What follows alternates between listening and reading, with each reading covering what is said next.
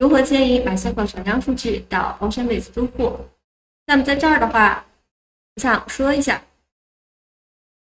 我要讲的呢是使用 MySQL dump 来做迁移。那么在正式介绍这个工具之前呢，我想先为大家介绍一下 OceanBase 对 MySQL 的兼容性。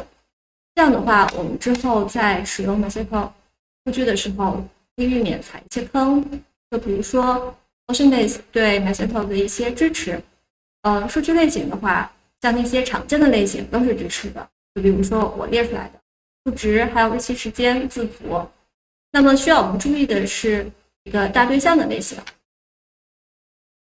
还有就是 SQL 的语法，基本的也都是支持的。再有就是支持的字符集，这儿的话，需要大家注意一下。如果从 MySQL 里面dump出来的数据采用的是其他的字符集，就比如说是 Latin， 那么导到 OB 里是肯定不会成功的。好，那么接下来我们就开始正式的介绍。首先是 MySQL dump， 它是个什么东西呢？它其实就是 MySQL 系统自带的一个逻辑备份的工具，主要用于导出数据库。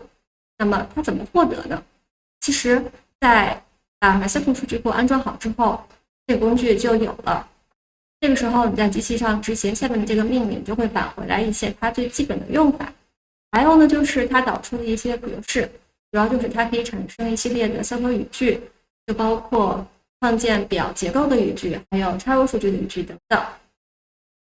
再有就是还原方法，我们把数据导出来之后，我们是需要还原到我们的 OceanBase 里的。这个时候呢，我们就去执行一下我们备份好的文件，把数据导入到我们的 OB 里面就可以了。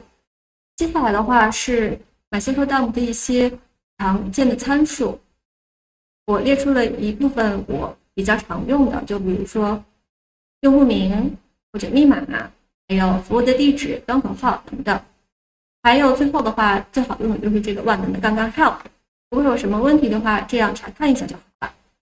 好，我会为大家介绍一下使用 MySQL dump 的一些常见的用法，就比如说在这儿列了4种，有导出整个数据库的 schema， 还有导出整个数据库的数据，或者是说我单表导出表的 schema， 或者导出表的数据。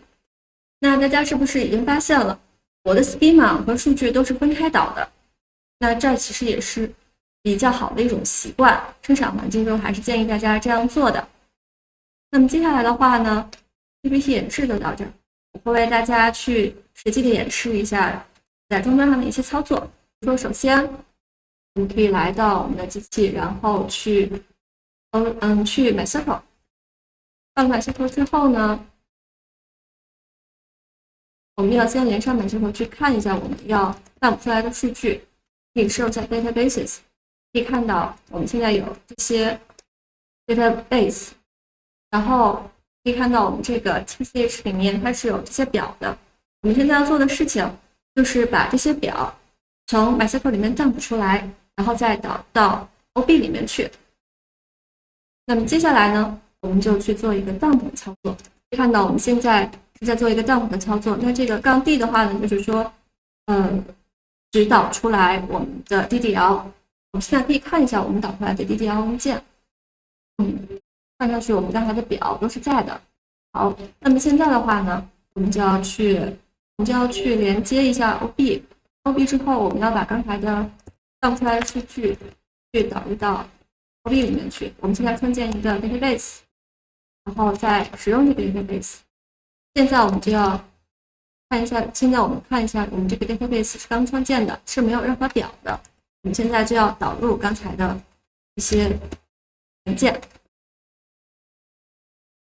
我们刚才的那个 DDL 文件，看到现在正在导入。那么这儿有一个错写的是什么呢？是说有一个语法错误，然后是第153行，然后就说一个 definer 的错误。但是这个错误的话是没有关系的，我们的该导的数据还是导出来了。我们现在可以去看一下 Hellos， 这